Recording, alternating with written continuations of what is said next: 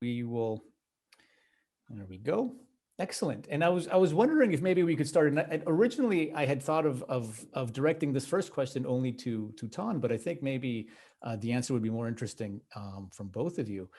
I wanted to start a little bit with the legacy of the late Nicholas Harnoncourt, and in particular his approach to recording, his recordings, and in particular the passions that he recorded. I believe there's three versions. I think he recorded three different versions of each passion, if I'm not mistaken.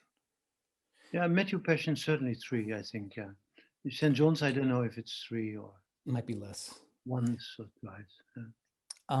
How does his legacy, do you feel, in the recordings, stand up?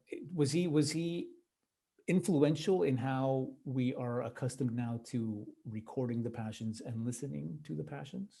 Yeah, I think he was the first one who recorded any Passion of the historical instruments. I remember when his St. John's Passion came, I was just in conservatory, and with friends we were listening to that, and we enjoyed it very much.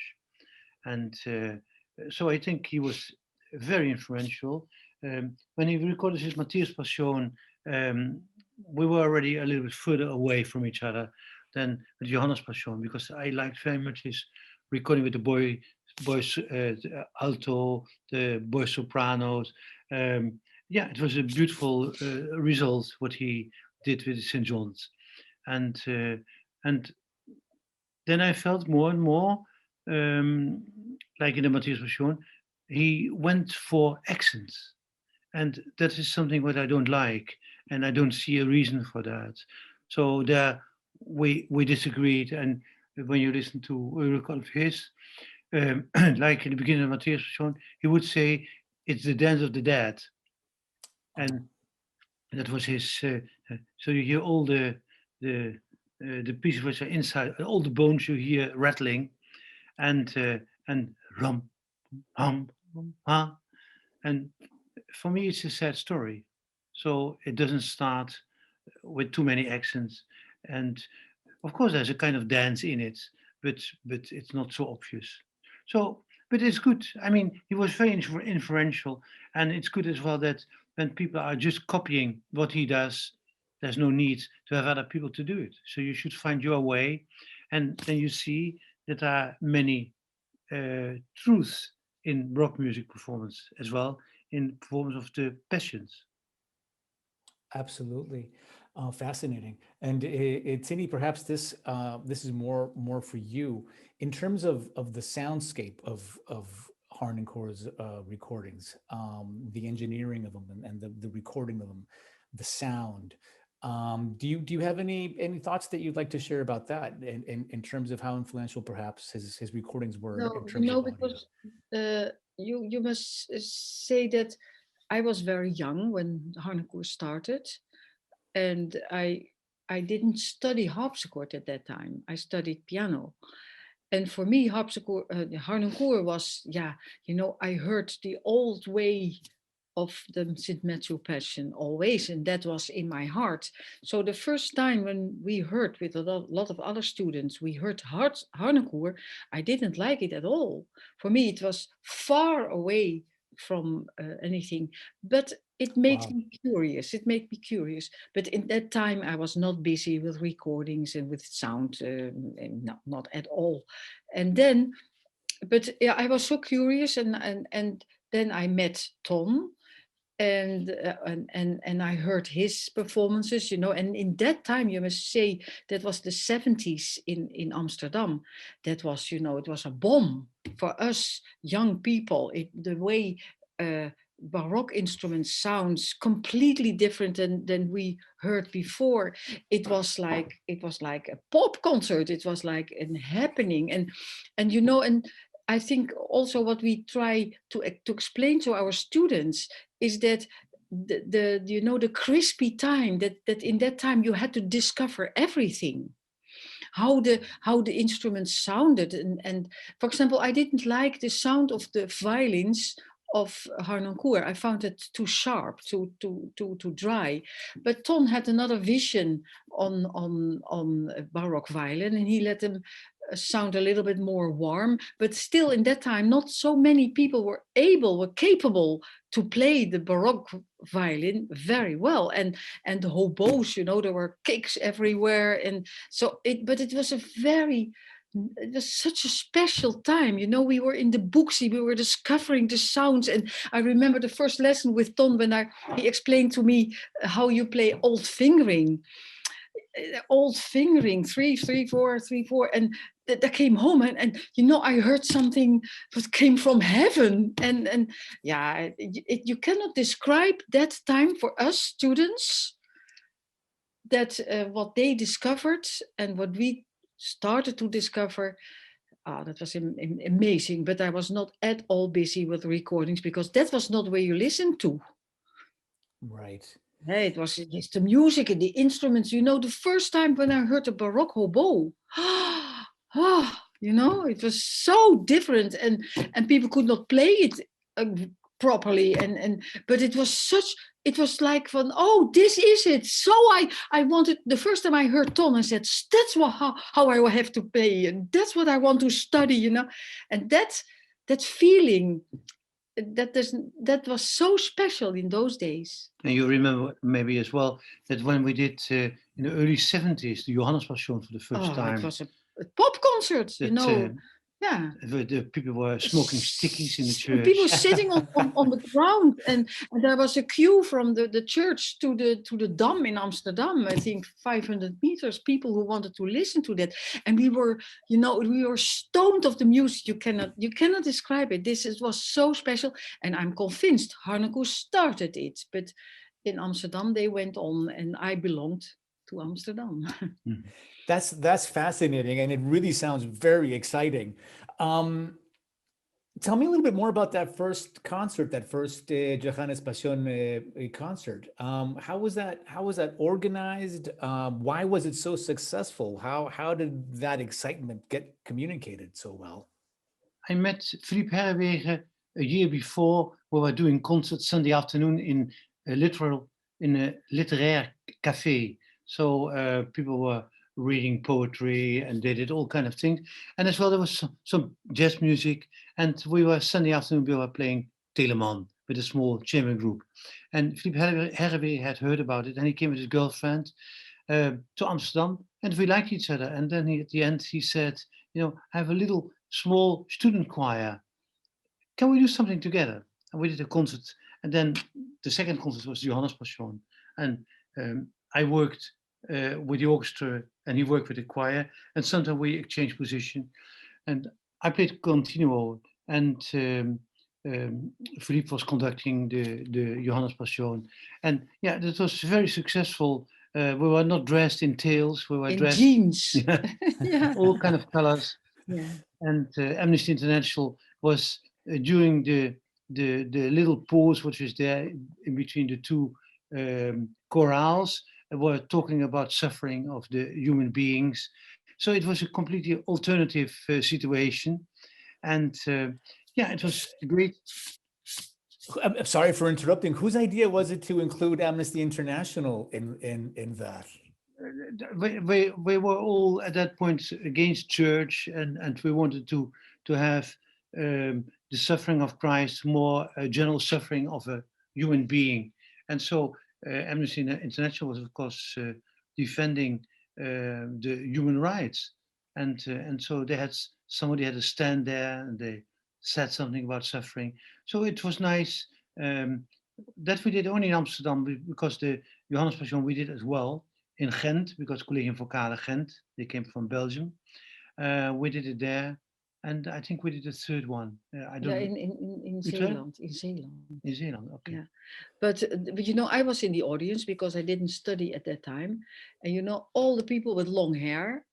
Ton also had long hair till here and a beard till here, and it wasn't happening. There were only young people.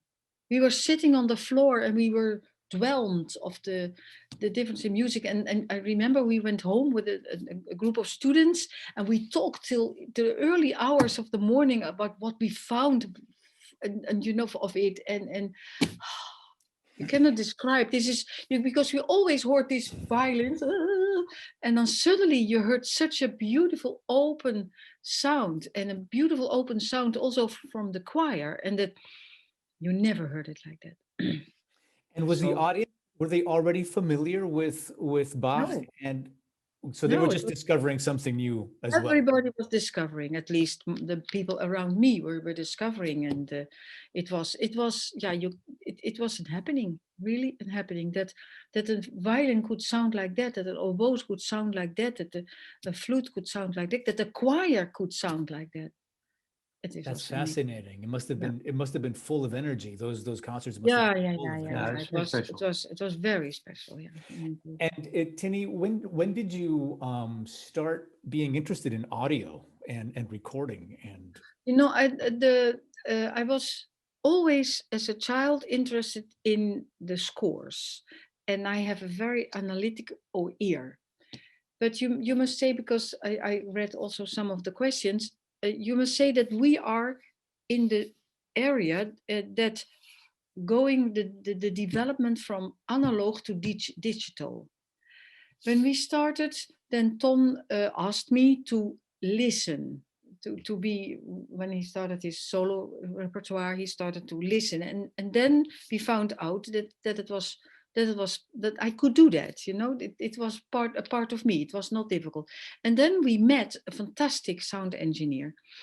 And with him, and actually with our three, but we started to do together the recordings. And you know, I had to learn it in the field, and Tom was not an easy person, you know. But the first time when I remember to record an orchestra or something, it was like, oh, you are able to do it, so you do it. And with my engineer Adriaan Verstijnen, you know, we were a team, and we read a lot, we tried a lot, and we tried microphones, we tried everything. And then came the digital period.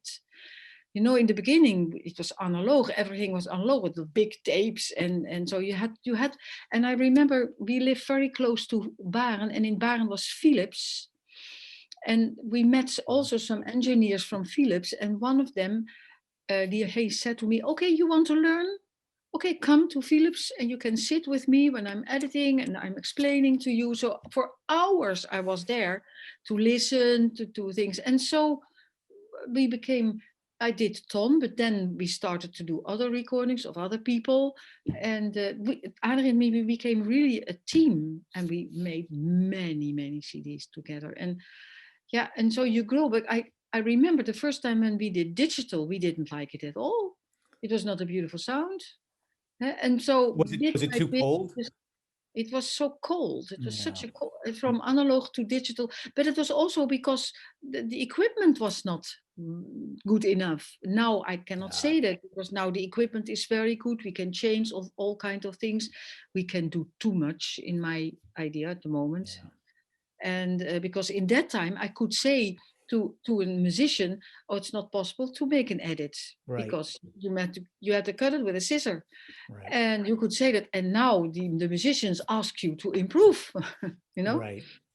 And How do you actually, that was one of my questions. How do you feel about that approach? Because definitely digital technology allows you to correct any number of mistakes. yeah. What is your own personal philosophy and your approach to that? Do you allow the musicians to have No, those corrections? Tom, I was a very severe producer, because I find it has to be played. If it is well edited, it's not played. And I hear that. I hear many CDs at the moment from young musicians who send us things, and mostly at the moment the musicians edit themselves. They edit too much. They Yeah. But they don't go only edit. for wrong notes. Yeah, and they don't edit with a vision. And I had always a vision. Together with my engineer, we had a vision. We had a vision of sound. We had a vision of placing. We had a vision, but also I had a vision of music. And I forced the musicians to do it. I could edit at the end. I could edit a lot, but I refused it. I said, it's not played, so you have to play it. It's like breathing for a singer. Many singers, particularly with Bach, have coloratures to sing where they would love to breathe one time. And yeah, Bach was a severe person. And he didn't allow that because, or you have to find a way to do it. Just leave out one note, and but they will not do that because then what will the colleagues say? And they will say, he didn't sing that note. Right. And then you said, but you should sing it. I'm not going to Yeah, and take you a know, but breathing away, this breathing away. philosophy was for me. It is not a recording is not a concert, but it has to be close. And music is movement. And if I ask the people to play, and I can listen, I can hear everything. I can hear a big score separately. I can hear that. I don't know why I can hear it, but I always ask them. It is the music which has to win. And music is movement, and if you edit everything, it's not anymore a movement. It is not anymore moving. And that is, I always said to the people, Yes. especially when they were very extrovert, I catch you, but you have to play it for me, and you have to sing it for me, and I can tell you what you can improve. And then after recording, very often I went to the musicians and said, this is why I edit it. Please, in the next recording, practice before you. This is what you have to practice so that I don't need to edit anymore. And that helped. That Definitely. helped a lot. Yeah. Although it must hurt their egos. Yeah, but recording, as I know that also as a musician myself, to play a recording is very difficult. Yeah, absolutely. Because you suddenly in your head you say, oh, I have to be perfect. Right. And that is difficult. And so I tried also to help the people through this situation, but I had my philosophy. I said, okay, it must be if you played it yourself. So not every note, no, it is. And so I could, because I could listen it, they could play for me a long take, and I could say, okay, it was perfect, only that and that and that. Please do small corrections, and I do it in it. So but yeah. And for something as big and as complicated as the Matthew Passion, could you, if you had to find words to describe your vision and your approach for what a Matthew Passion should sound like, what would that be? How would you describe your approach and your vision to a Matthew Passion? That depends on a few things. It depends on who is doing it.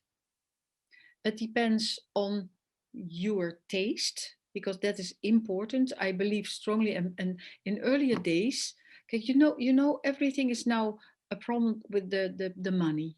So what people are doing is the musicians are editing themselves. But in my time, you had producers, huh? And a producer is a job. You know what you have to do, and so your taste is important. So in earlier days, producers were combined with musicians. Harne Koer had his own producer. Bernard Haitink had his own producer. Leonard had his own producer. Ton had his own producer. It has to do with taste. And so your taste trust. is... As a musician, you have to be able to trust your producer that if she, in my case, if she said, "Well, have it, it's nice," then it's there. And I had to learn as well that when I said, "This was beautiful, this was genius," or something like that, and she said, "Do you want to listen?"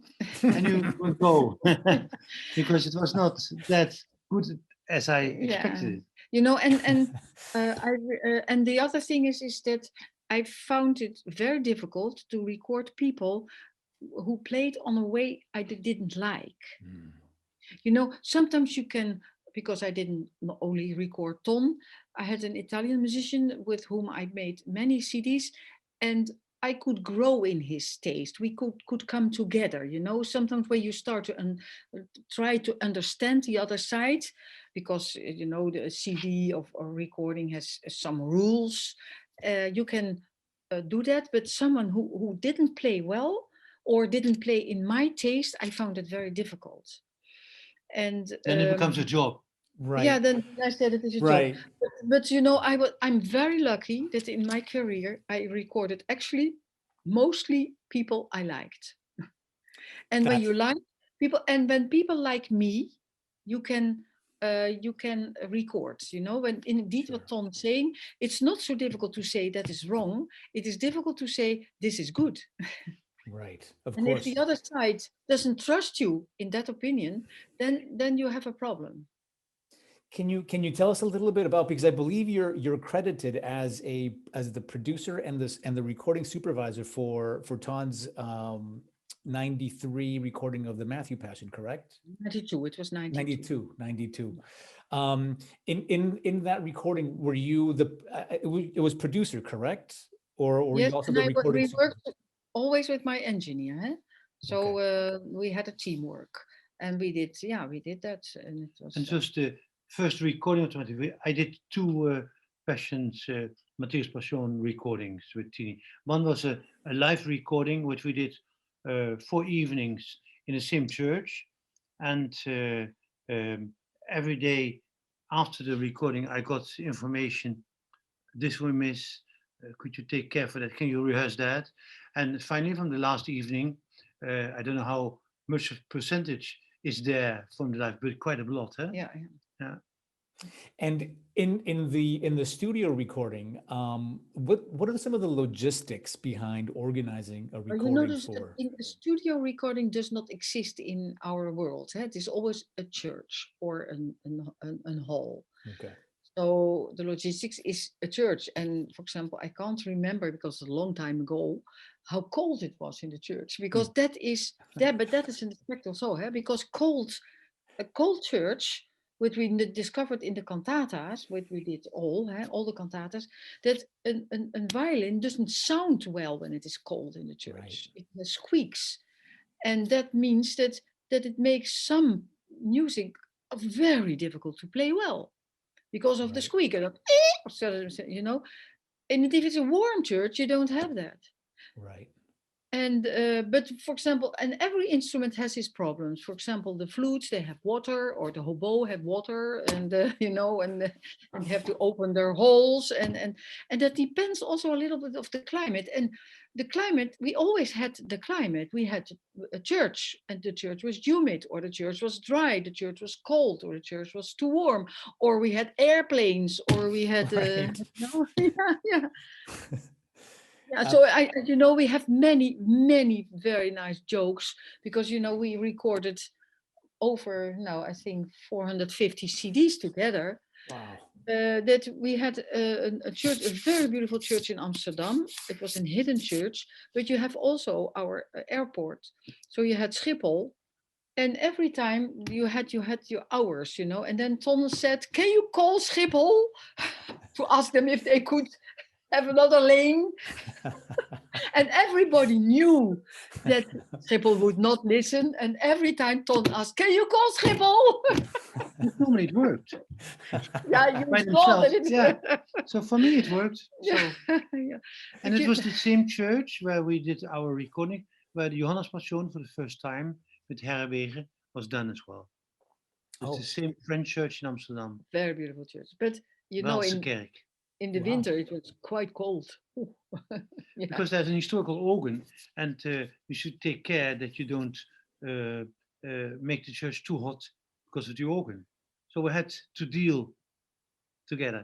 Right. It's a delicate balance that you have to Yeah. find for the instruments to sound the way that they should, which I imagine is actually something that Bach himself must have struggled with a lot in his life. He must have struggled a lot with the temperature and Absolutely. Yeah, I how mean, the instrument sounded. when Bach was performing his Passions or the Conservatorium, it was very cold. Outside it was minus, I don't know how much, -5, -10, -20.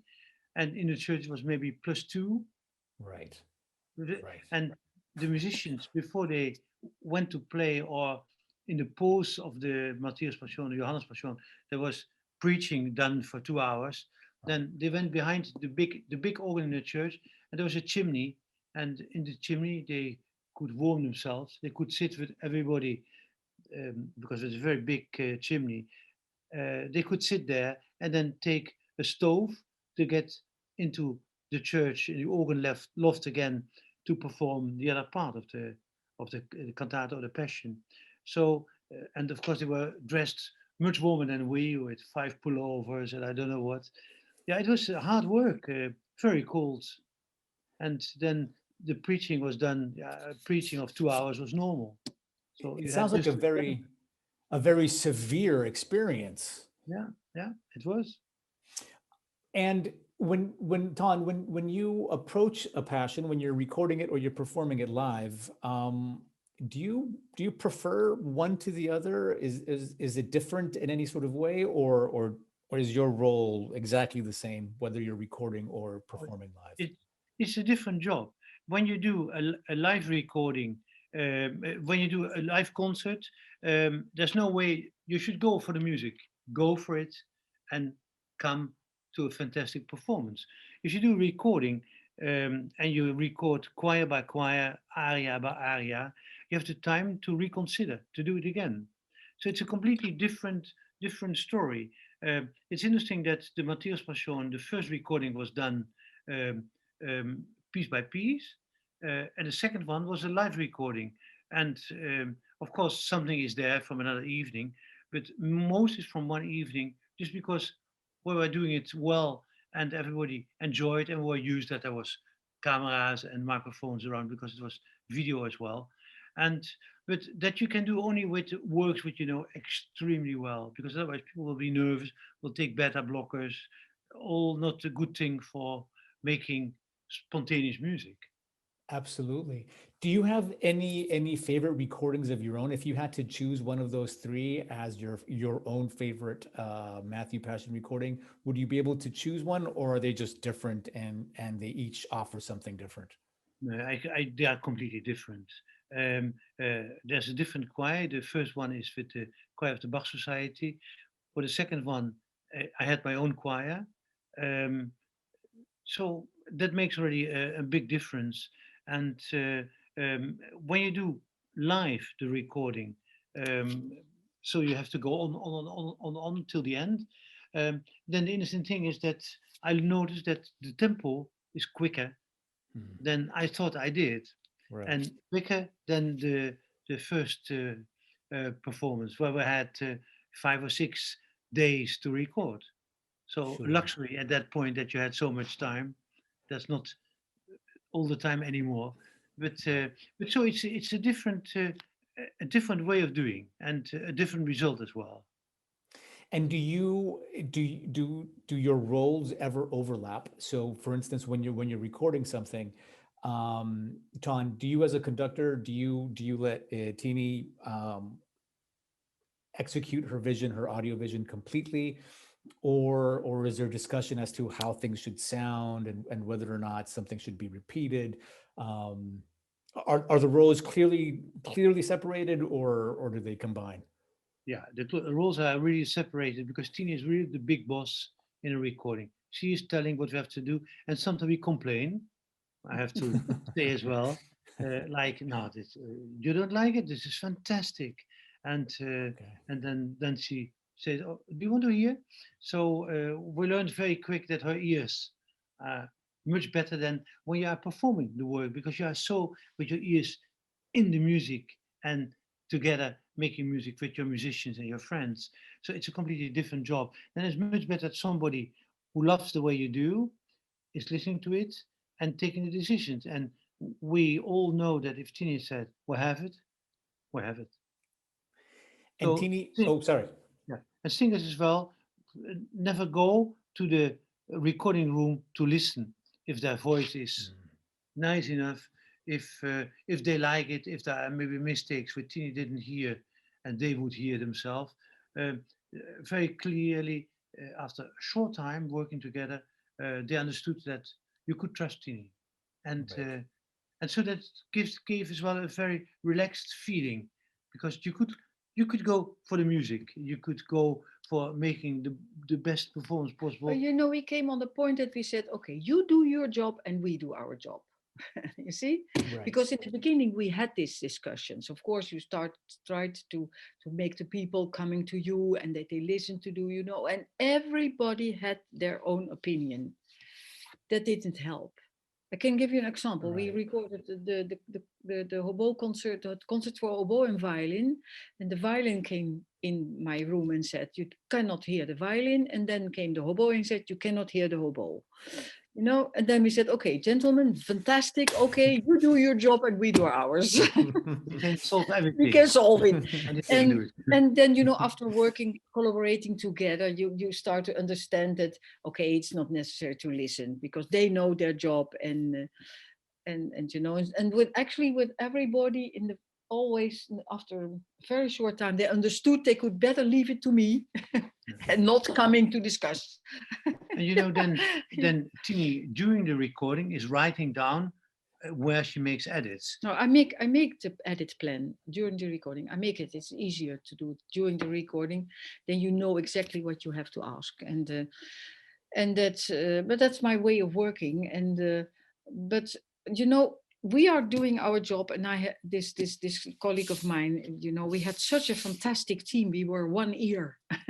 He from the technical point, and I from the other. So we could say, when you know, and I said, you know, the sound of the violas, and then he knew exactly what he had to do.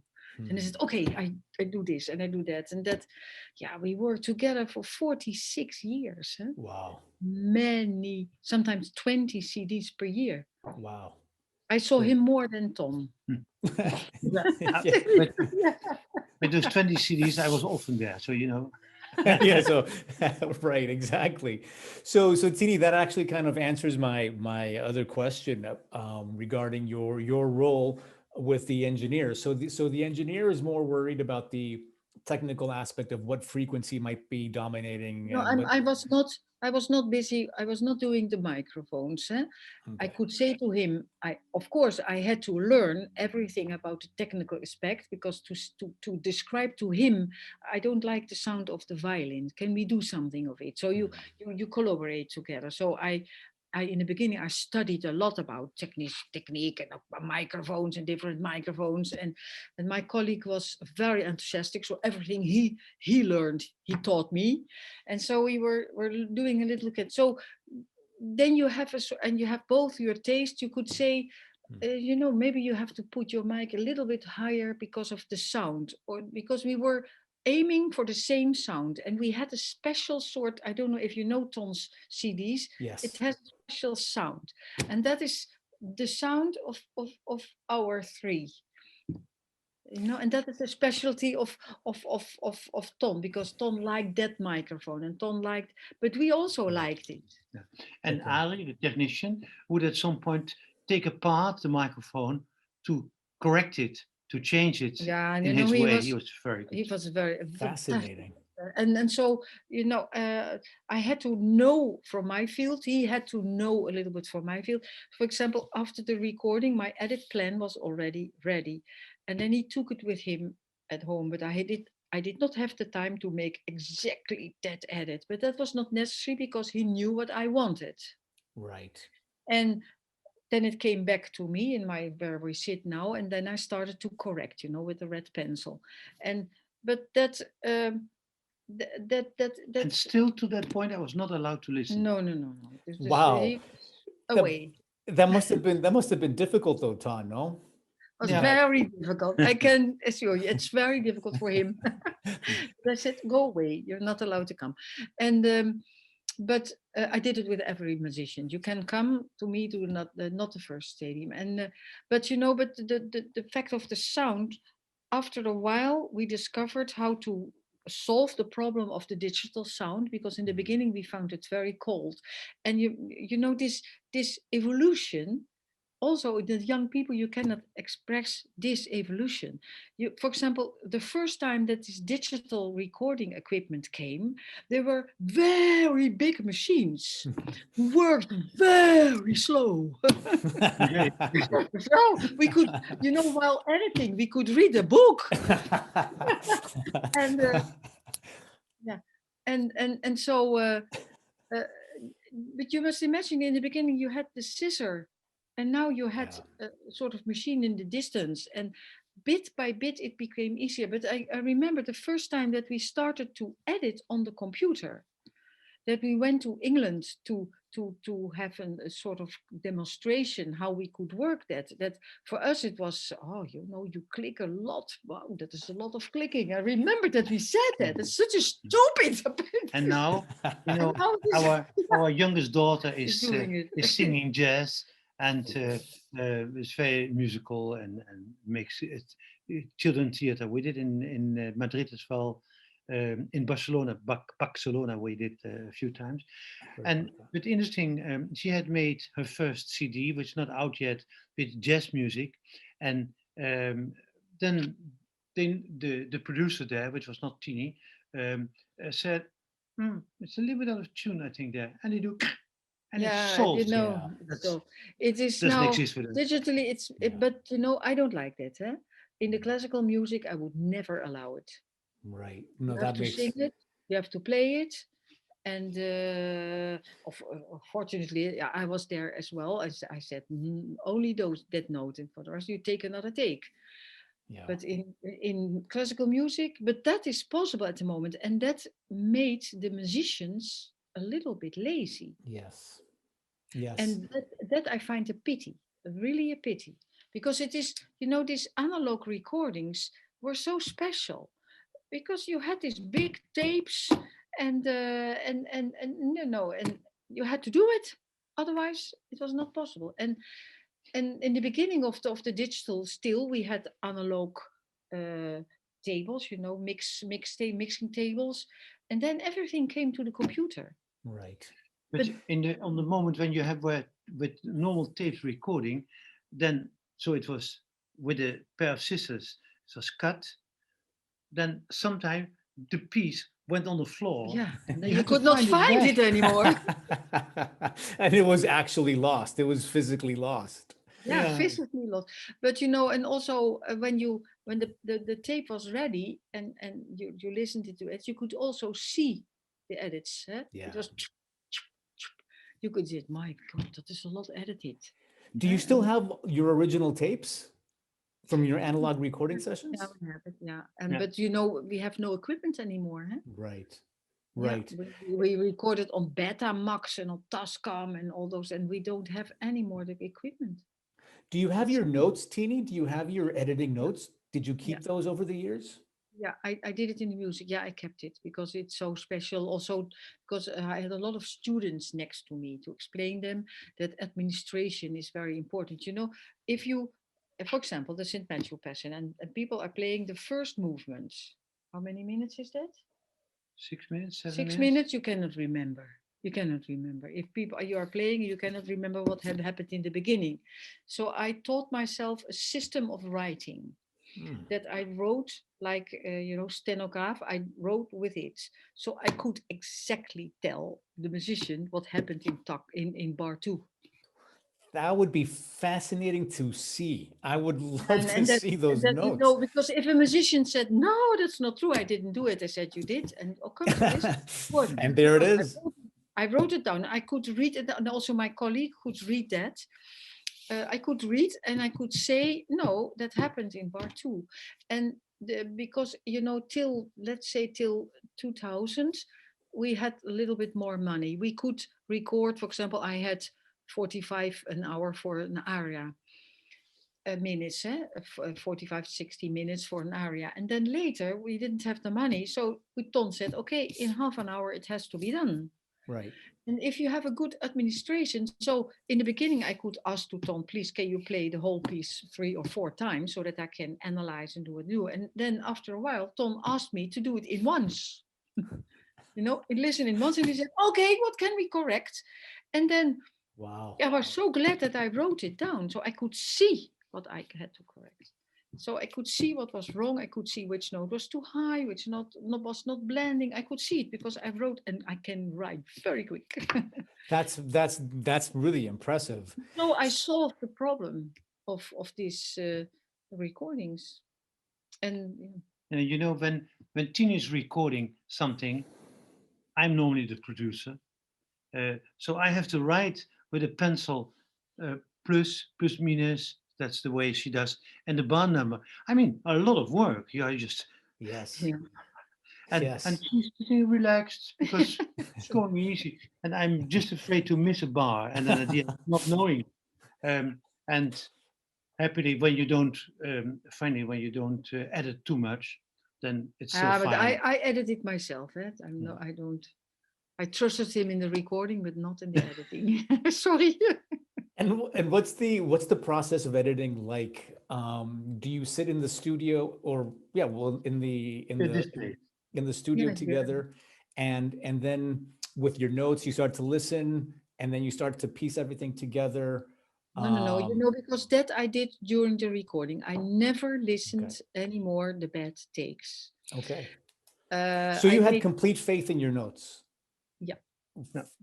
Wow. and I had, and what I did was, for example, I made the edit plan already during the recording. So all the bad takes I didn't hear anymore. And I was capable to do it. I think you could record my first edit, huh? Mhm. Yeah, and then I started to improve. But I already during the recording I wrote the takes which I found I could use for this Okay. So extra. extra. So but I you use take 7, and I wrote, oh, but I can improve it with take 11. And so when I came home, I didn't listen anymore to the bad takes. Never. And Right. that made it so pleasant because it is horrible to do the whole recording again Sure. and listen to all the bad. All the takes. Yeah, So I I'm did all very quickly. I said no way, because you have to at least, for example, if you make 20 CDs per year, that's a lot of work, Yeah. because a CD asked for 1 month of work, and I did more than one per month. Right. So the only way to work is not to listen anymore to the bad takes. Right. I did some So, recordings for DGG, and there the technician had 6 weeks to finish the complete editing thing. 6 weeks, and That's we would never have. 2 weeks. right. And That's a lot. Yeah. yeah, and it's the risk as well that you go only for all the things correct, but you should go as well for something which is very musical. You know, Right. the takes I choose during the recording were, let's say, for 90% correct. The musical takes. Right. So you can say that my first edit musically was the good one, because that it happens during the recording. You say, "Oh, this is a beautiful take," Right. and that And that's I something that you feel, of course, when you're yeah, listening that to it, you feel, feel. and it comes to you, and And you trust yourself. yeah, you trust yourself, and I was mostly right. The feeling I had during the recording, I had also later. And that is, and I taught my students to do it that way, because it makes it easier. You have more grip on the recording, because what mostly of the young people are doing is now collecting takes. You collect the takes, and then you come home and you start to make something of this collection.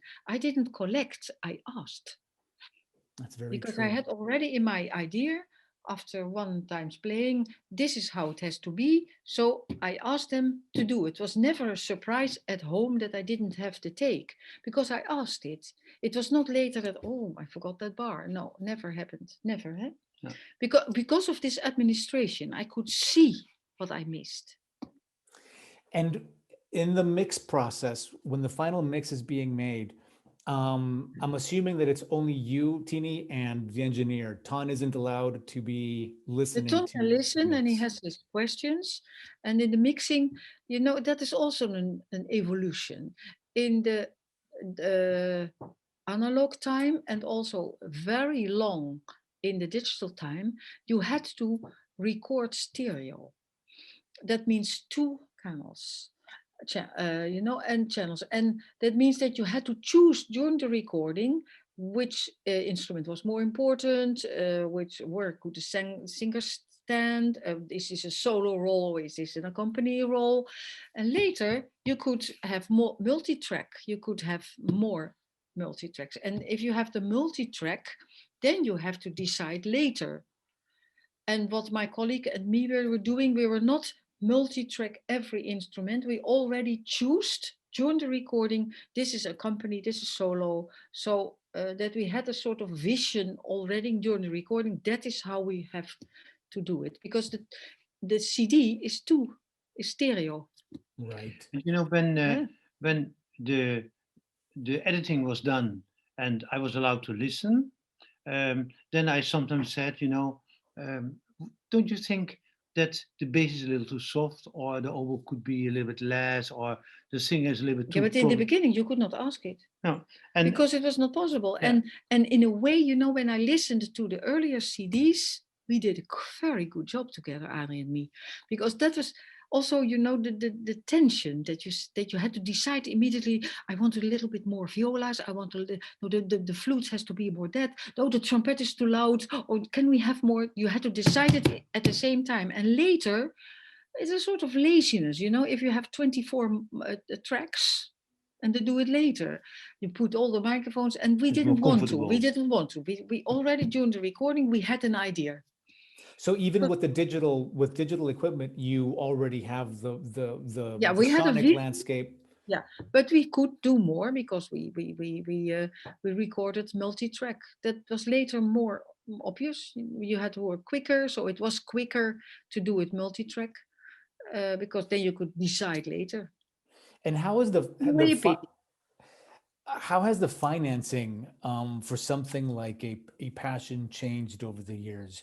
Is it easier? Is it more difficult? Now, you know, in the very beginning, when we recorded Matthäus Passion, I had a contract with Erato, and that was a contract for several years, and there was a sort of budget which I could use, and I had just to say, this costs like this. Do you agree? And then it was fine. So sometime Erato paid for rehearsals even. I mean, it's a luxury to think about that now.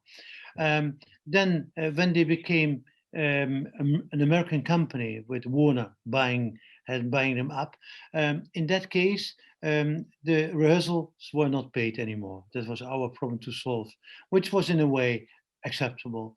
And um, and okay, still the working with Erato, everything was fine, everything was covered. There was no financial problems with it. After that, when Warner stopped Erato and I had to start my own company, I didn't have to ask Erato, dear Friedrich Ziegler, do you agree to do this? I had just to say to myself, how are you going to finance this? Right. And sometimes you find sponsoring, like with the second Matthäus Passion, it was the television recording which we could use for video, and they could use the music. So it was a collaboration, and the television paid for what it cost. So that was luxury, but that became less and less easy. And when I did the recordings of the Buxtehude, I really had to find sponsors. For the Bach cantate, it was difficult to find that because we were in the middle when Erato stopped. But with Buxtehude, a new project, I found some sponsors who paid quite a bit of money to make it possible, because I feel a musician deserves to be paid well for a recording. If you give all your nerves and all your best musicality and all your ability for making a beautiful recording, then you should not say, okay, you can do that for €100. You should pay them properly. We had all kind of systems for that, and it was not me calculating that. There was an accountant who was doing the calculations and sometimes saying, can it be a bit cheaper? And I said, no, it's not possible. And then I had to find the money, because with my own company, this Antoine Marchand challenge, yeah, we have to make the tape. They get the tape, they make the CDs and publish it, and we're involved a little bit in making the CD and the booklet, etc. But particularly, they don't pay for the recording. That's us. And yeah, on this moment, it's much more difficult to record a work like the Matthäus Passion. If you know that the first Matthäus Passion sold over 500,000 copies, you cannot believe that anymore. When we did it again, this video live recording that sold maybe over 50,000, but it's a tenth. And And it was about 10 years between one and the other, correct? I 12 think years? 20 years, I Oh, think. 20 years between. When did we do the Matthias Passion in? Ooh. I think it was the end of the 80s, Oh, and okay. it was, I think so. Yeah, in 1992, we did the Oh, first. 92, Yeah, we saw it. Yeah, and the second real, that's 12 years. No, you're 12 right. years. It's less, and so it was a different time. And Wow. of course, now with all the possibilities to just not buy any more CDs, but get Spotify, just one movement. Of course, that makes it more impossible to record a work like that, unless there's a very rich person who would say, "Oh, I would love to have one more Johannes Passion of you to hear your opinion, what you do now," and then I would with pleasure do it again. Like somebody would ask me now to do the Brandenburg concertos again, although the recording is a fine recording. Um, I would love to do it again, already for the second Brandenburg concerto, and. And then, of course, the risk is, of course, are you going to do it better or not? Right, right, Because you always went for more than 100%. So then it's right. difficult to go for even more. But of course, people improved technically. I never like to work with people who are not musical. So I always choose for people who are musical and technically very good musicians. And if you could become friends, then you had a fantastic recording. Right. And why, if you had to explain why the financing has become so much more difficult and why selling a recording is more difficult now, how would you describe that? What would be the causes that you would list as behind why, in the scope of 12 years, your second recording of the Matthew Passion sold so much less than the first? Is it just Uh, technology, or what's going on there? I think as well, many people had already three times the Matthias Passion of different conductors, Okay. and why they should buy a fourth one. Then they had the possibility with just listening to one take of an aria, and only buying that on Spotify, which was of course much more cheap. And then with Spotify, the record company is earning much more money than the musician.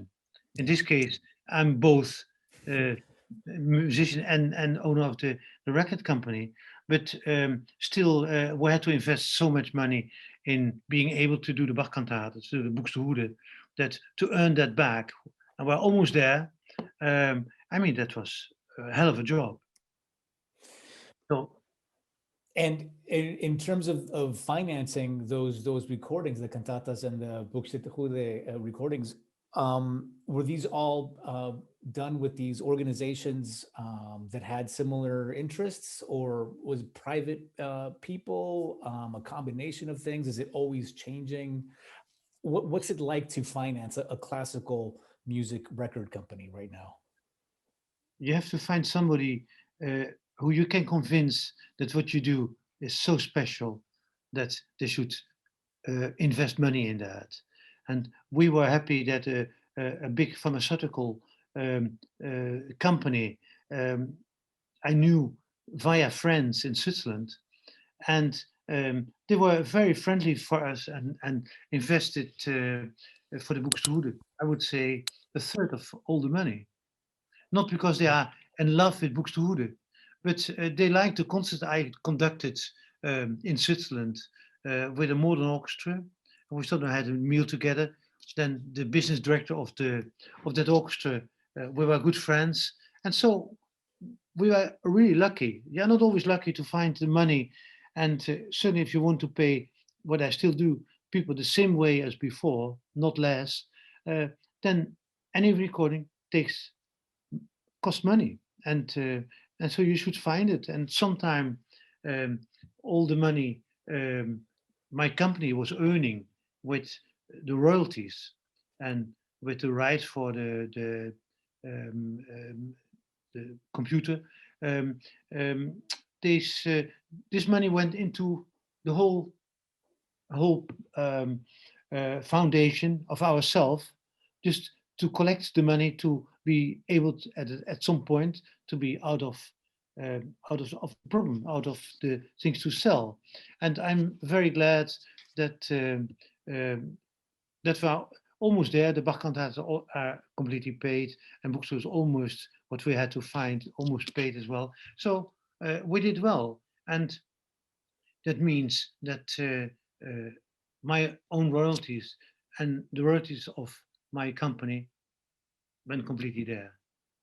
So I was as well myself one of the sponsors in that case.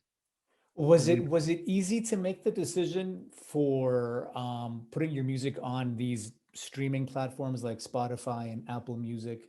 Were you both directly involved in that decision, or do you have a business manager who makes those decisions for you? No, Personally, we are yeah, not involved. It's you have no choice. It is the record okay, company, and our challenge. They sell our CDs, and that's their policy.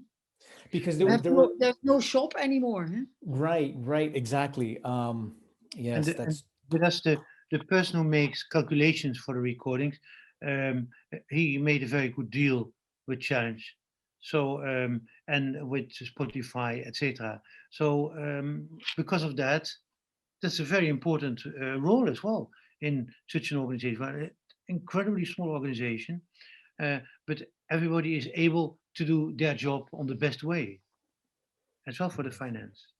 But right. for sponsoring, it's it's myself to go there. That's they don't want to talk with a business director. They just want to speak with musicians, and it always happens by an happily accident. That's really fascinating to sort of consider how much fortune and luck are involved in being able to finance these projects. And it also sounds like it's a little scary probably for younger generations of Oh, musicians and conductors.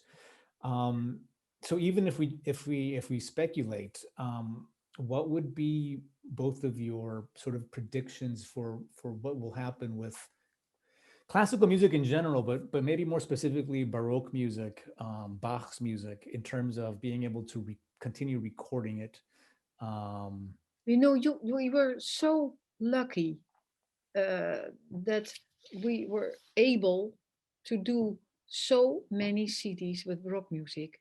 And in the beginning, Irato earned a lot with us. Everybody had his normal records, the analog, and they wanted to change it in digital. So a lot of people bought the CD. We had many shops. So we earned also a lot for the company. That disappeared completely. The young musicians, for example, we have a few students who are very, very gifted and they want to do it, but no way to find the money because to record a St. Matthew Passion, how much it cost? 100,000 euros. More. You cannot, uh, and nobody wants to give it at the moment, especially not in the Corona time, for culture. They want to spend it for football or the sport. And that is also that is what we discovered also, that you came very far with the sponsoring and said yes, we want to do it, and finally they said okay, we do hockey, we do football, we do tennis, and not culture. And in that time we were so lucky that we made so many CDs. If you can imagine that the Bach cantatas were 100 I do what you want to say. 120 CDs, Yeah. that it was financial possible.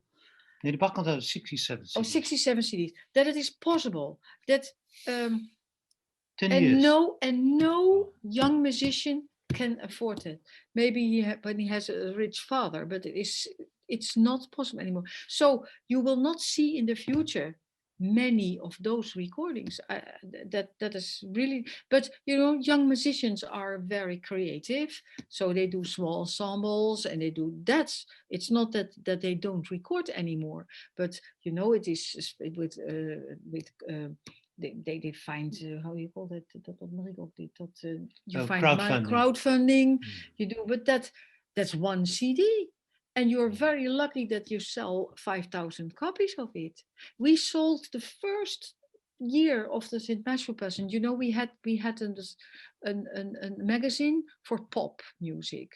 This 92 recording, and someone of Arato had the idea. Okay, maybe Ton has an interview in this pop magazine. You know, the Bee Gees and Ton Koopman. and Ton Koopman. It had such a success. You had a hit list, and Ton raised to number 15 of the list, Wow. of a pop list. We've sold so many CDs. That's not possible anymore. Even we sell still, but it's not possible for the young people.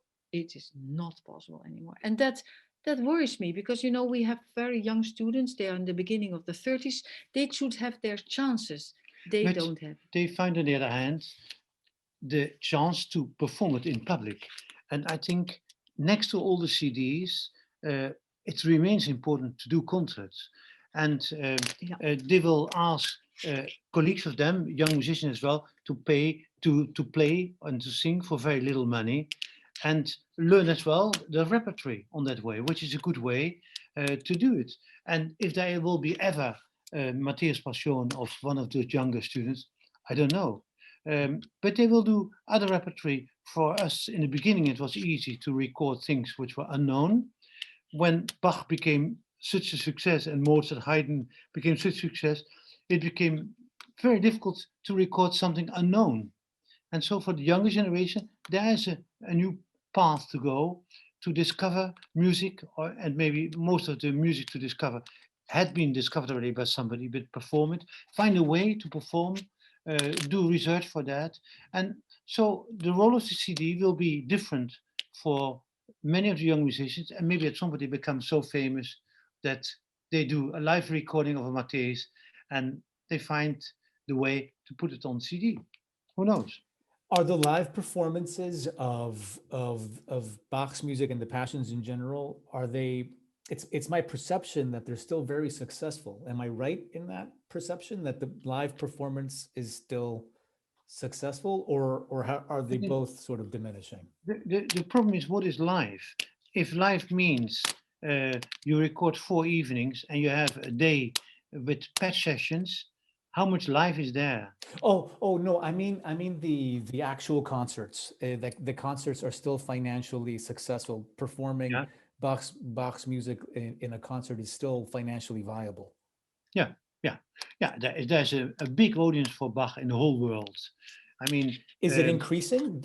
I feel like it's. yeah. I'm president of the Bach archive in Leipzig, and with that I see some figures as well, and you're astonished how many Bach festivals there are in the world. Right. How it's really how many Bach magazines are in the world. That only works if there's somebody who buys it. And when the Bach festival is there, last year there was very little, but the year before there was a Bach ring invented by Michael Mahl, the director. And there were 6 ensembles doing 2 concerts with Bach cantatas. And I mean, it was just completely sold out within an hour. And when you went to Leipzig at that point, you could not miss the people running to another concert, because they couldn't go to all the concerts. And there were so many occasions to go. There were many lectures to go. There was even Bach on the street. All kind of things happened. And there was an enormous audience. And when you think that last year, when everything was impossible, Michael Mahl, for the Bach Festival, he invented the idea to record the Johannes Passion with people from all over the world. And that recording was seen 6 million times. Fascinating. So it means Bach is really a composer who sells, and next to that, he's a great genius and a fantastic. But I think people should not be afraid for performing Bach. There will be an audience. People love the music of Bach, and Bach's music is the best. Easy. Can you tell us a little bit about your role as the president of the Bach Archive? Is that Um, some? Yeah, the role is more to be involved with many things, like with the competitions are coming as well. When the competitions are not working out because of the corona, um, um, um, the plans for the Bach Festival are made by Michael Maal, but we discuss about details and. I bring in something. You have to talk as well with the people who are for the health care in the if it's allowed to do a Bach festival with so many people. How many people are allowed to come? Um, um, then as well to discuss a little bit how things went, what is for the rest of the world happening. And Michael is full of ideas. His idea for next year was the idea what was planned to be last year, that many amateur Bach choirs from all over the world would come to Leipzig, paying themselves the travel, being audience, and performing cantatas from the second year of the continuo cantatas, continuous cantatas. And so he will do it now next year. This year it will be as a central thing, the Messiah of Bach. He created a group of concerts from Bach's birth up to his end.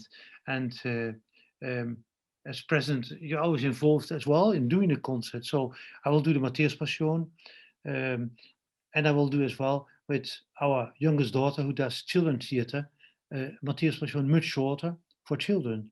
I will start the Messiah of Bach with playing the Passacaglia on organ, and then perform with Amsterdam Orchestra and choir some early cantatas. So if there are problems in the Bach archive as well, to think with them about finance, maybe giving a hand for something.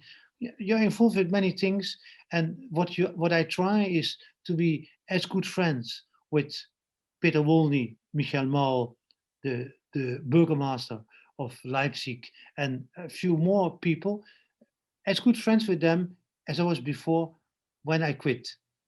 Because I think I what if it's 5 years, and so to be such a good nestor, to be such a good um, um, um, counselor for any problem which is there, um, that we solve it such a amicable way, that we like each other still at that point even more than now, that we still go to have um, a nice dinner with a nice glass of wine together, what we do often, if it's allowed to go to Leipzig again.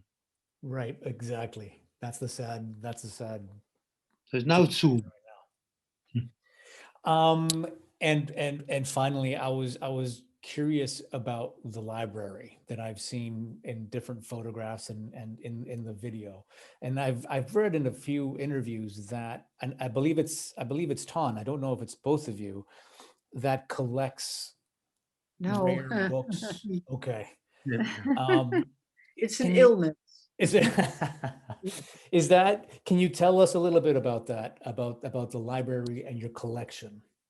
Yeah, Is I it was fascinated by old books already when I was a kid of 13. I bought my first old book, and when I had a little bit more money, I was able to buy more books, and the collection became big. And maybe you have heard that the collection not anymore at my place, but it's in Ghent in Belgium, oh, because the Orpheus Institute wanted to buy the collection.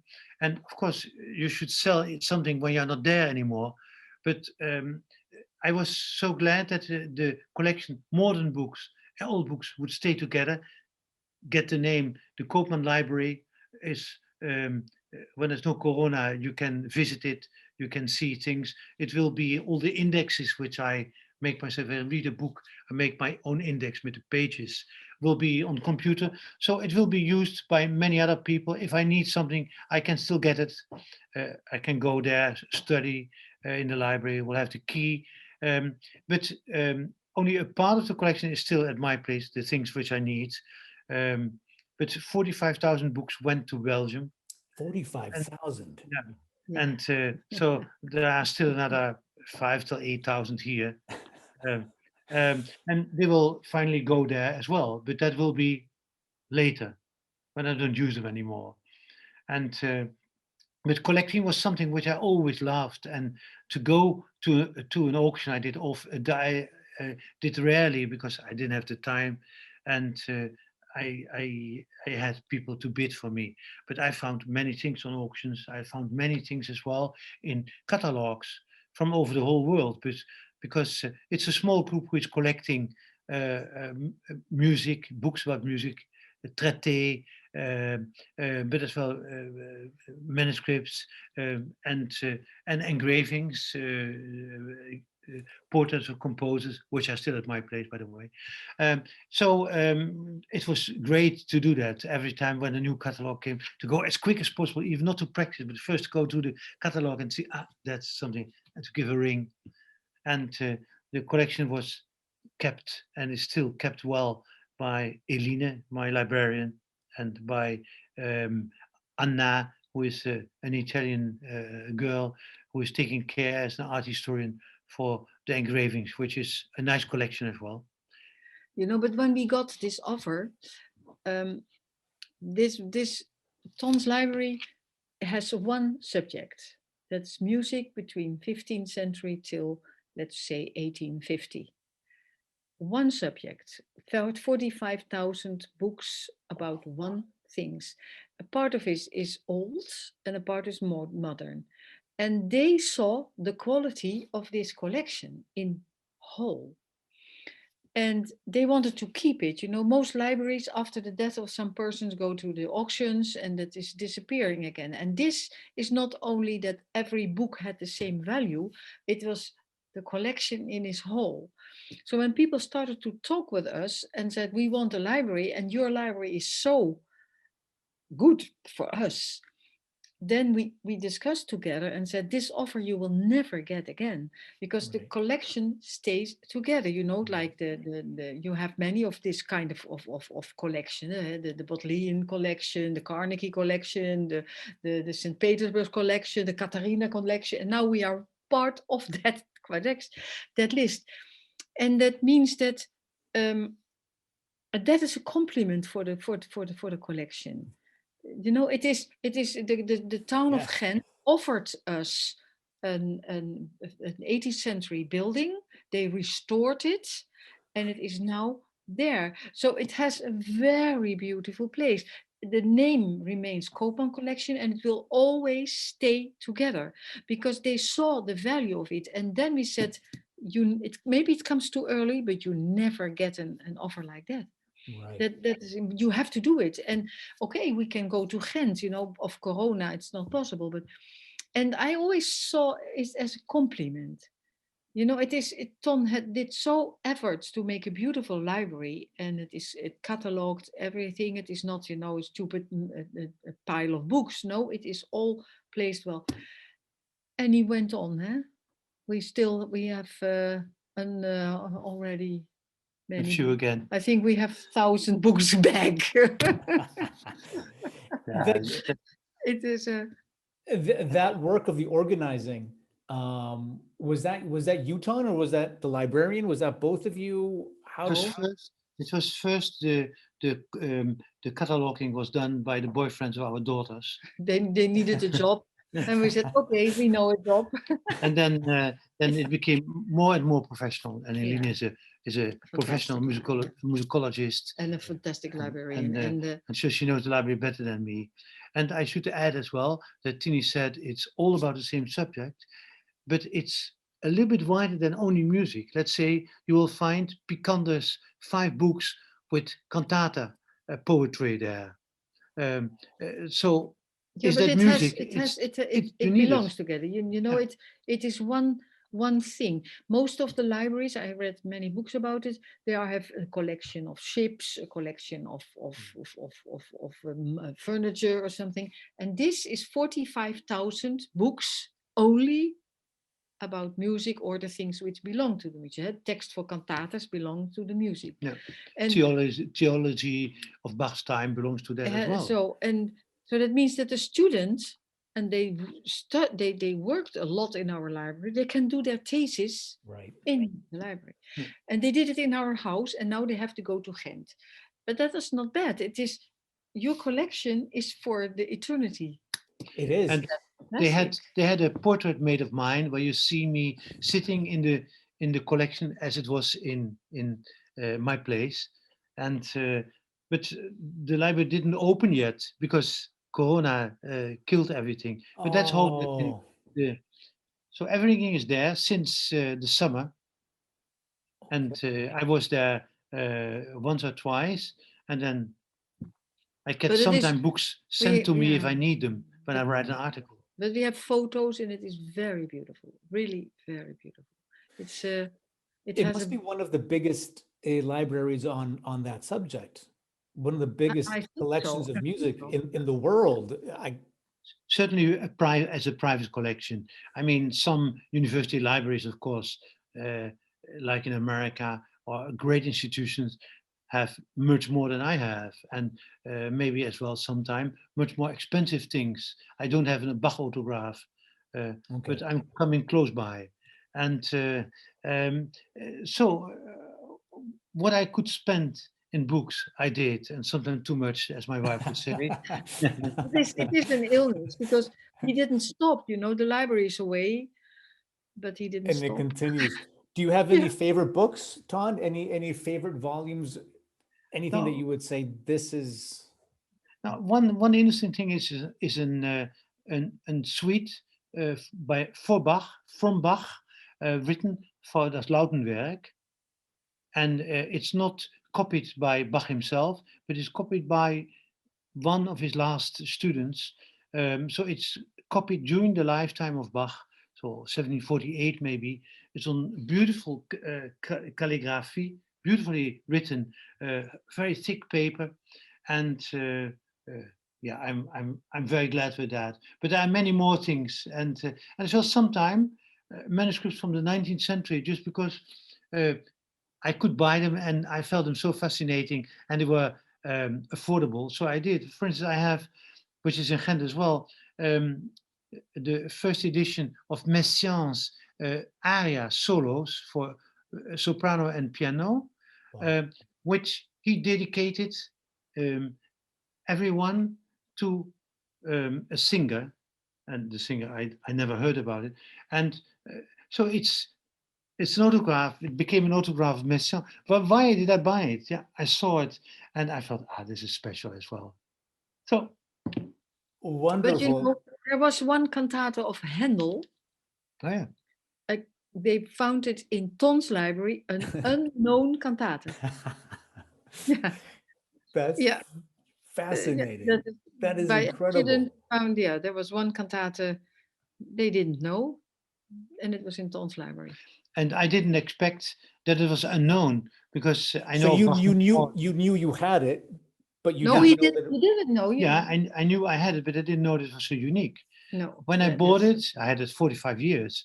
I knew that there were Marcello autographs in the same book. So it's an Italian book. The paper seems to be from the time that Handel was in Rome. It's a Rome writer, but we don't know more about it. And interesting, and that was the reason why I didn't recognize it.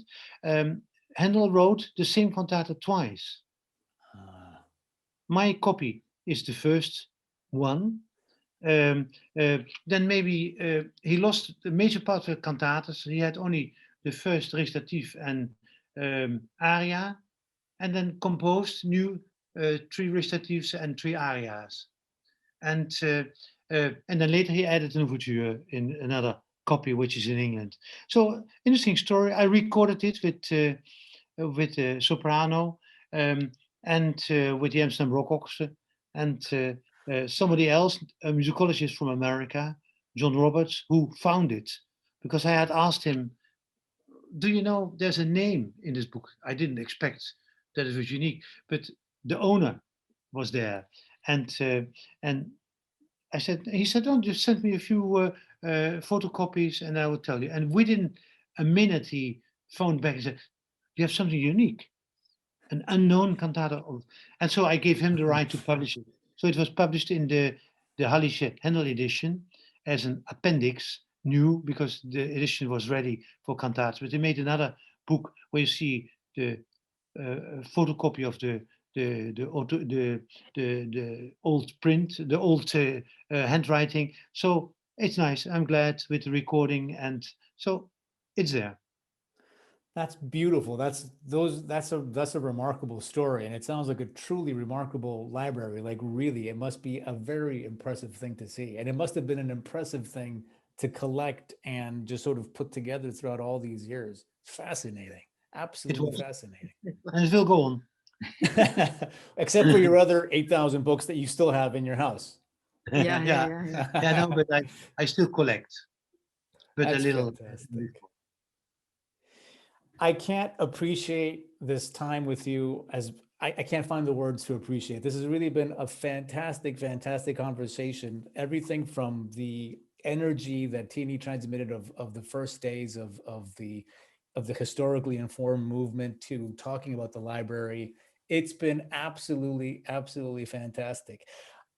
Would it be, because I'm already seeing some follow-up questions. Would it be okay if I were to send you some follow-up questions? Because there's just a couple of things now that I'm Yeah. Yeah, interested. that's fine. That's Maybe nice. we once go together to Ghent to the collection. Yeah, yes, exactly, definitely. That would be fantastic. You know how to find me, huh? Fantastic.